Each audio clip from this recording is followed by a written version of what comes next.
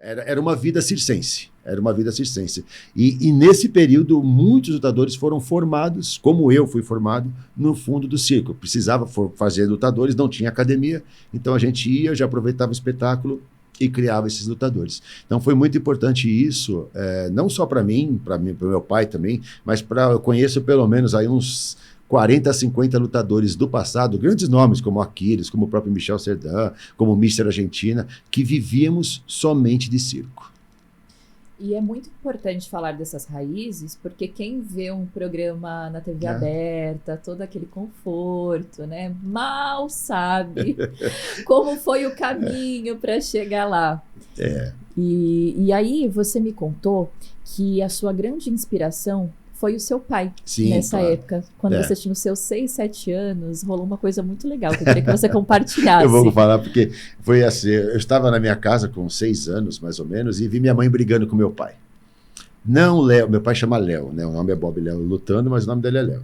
Não, Léo, de novo isso não, isso aí de novo não. E eu, lógico, ouvindo tudo aquilo, falei que está acontecendo alguma coisa. Quando eles saíram, eu fui em cima da cama e tinha uma caixa bem grande. Eu, criança, já abri a caixa e vi uma bota de luta, uma sapatilha de luta, né? Que aquelas grandes, pegando alto e tal. Aí eu fiquei pensando o que seria aquilo, porque eu não conhecia. Hoje eu sei que era uma bota de luta, mas na época, para mim, era um sapato colorido e grande. E aí meu pai começou, depois disso, a ficar muito tempo fora de casa. Até então ele não ficava fora de casa. Aí eu falei, algo está errado, e aí eu fui querendo cobrar do meu pai o que estava acontecendo. Até que um dia ele falou, o pai vai te levar para você ver o que o pai está fazendo. Eu falei, vamos lá. Aí me troquei e tal, e me levaram num circo, na Vila Alpina. Aí eu, nossa, um circo. Peguei e sentei na primeira fila, meu pai, né, minha mãe estava do meu lado, assim, sentei, estou assistindo, e começou o espetáculo do circo. Quando a gente luta no circo, a primeira parte é o espetáculo do circo. A segunda parte é a luta livre. Então, a primeira parte, eu fiz show, palhaço, tudo mais, me diverti bastante. E no segundo, ainda acabou a primeira parte, eles passaram umas cordas assim, em volta. Tinha quatro troncos de árvore espetados no chão, passaram umas cordas ali, colocaram uma lona e começou a luta.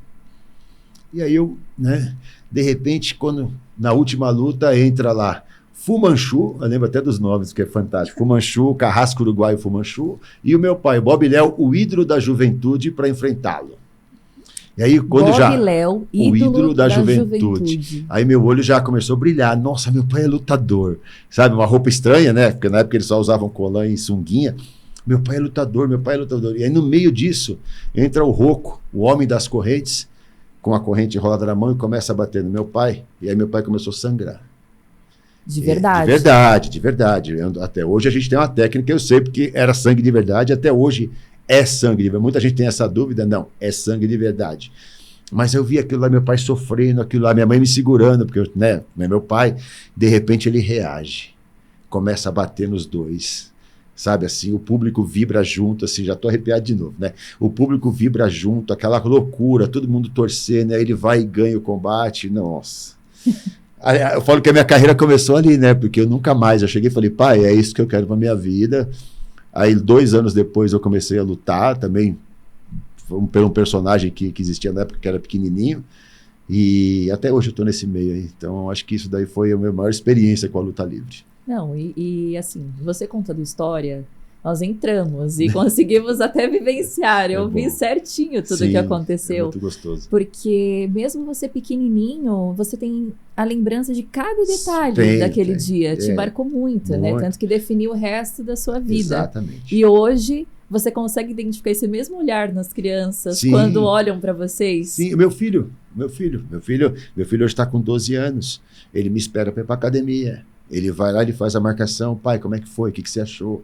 Tô bem, não tô. Às vezes eu me afasto um pouquinho, porque meu pai fez muito isso comigo, né? Depois que eu comecei a lutar, ele deixava eu e os outros lutadores Eu tive a oportunidade de grandes nomes do passado, como o Tigre Paraguaio, o próprio Ted Boy Marino, o Aquiles, o Mister Argentina. Eles foram me ensinando muitas coisas, né, ao longo do tempo. E o meu pai meio que só olhando, assim, sabe? E eu faço isso com meu filho.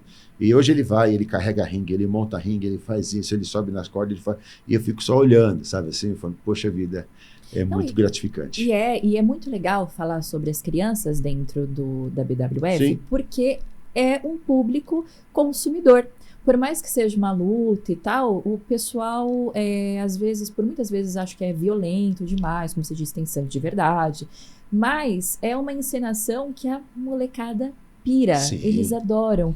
E fazem parte do público que Claro. estão lá assistindo. É né? a maioria. A pode reparar que é a grande maioria. é. E o sangue a gente aboliu da luta livre. Hoje não, Hoje não a tem gente mais. não usa mais. Não usa mais. Não só a BWF, não, mas as maiores empresas do mundo também. Quando acontece, lógico, pode acontecer um acidente. Aí até a imagem fica preto e branco justamente para não dar esse conflito. Porque a gente usa um pouco a agressividade, mas uma agressividade que você assiste num filme de super-herói ou que você assiste em vários programas de televisão, só que nós fabricamos os nossos super-heróis. E eu acho que isso que justifica um pouco esse público infantil gostar tanto, sabe assim? Porque ele consegue ver não aqueles personagens que você vê na televisão, Homem-Aranha, Homem de Ferro e tal, mas de repente uma pessoa, o Oliver, o cowboy, por exemplo, que você não vê hoje em dia. E ele esses dias foi convidado para participar do aniversário de uma criança, porque o moleque é fã dele. Então eu acho que a gente consegue criar esses heróis assim mais acessíveis para essas crianças, entendeu? Não, isso é muito legal. E pegando o gancho do sangue, você me contou uma coisa que me deixou chocada. Que vocês provocavam as próprias os piques para dar... chama pique.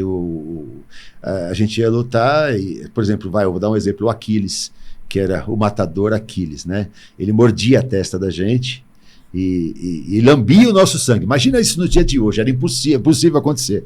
Mas canceladíssimos. Sim, mas no passado isso acontecia. Ele colocava a gente nas cordas, a gente já estava sangrando, ele fingia, lógico, que estava mordendo, mas aí a gente está com um pedaço de gilete na mão e corta, e aí o sangue escorre. Só que aí para complementar, né, essa maldade do Aquiles, que ele é uma pessoa maravilhosa, mas ele foi tão odiado.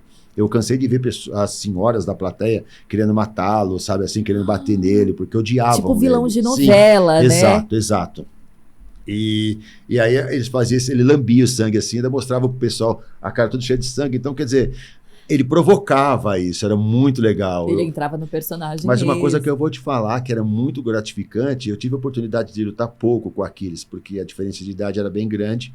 Ele ainda está vivo, a gente conversa todos os dias. Ele parabeniza os meninos, inclusive.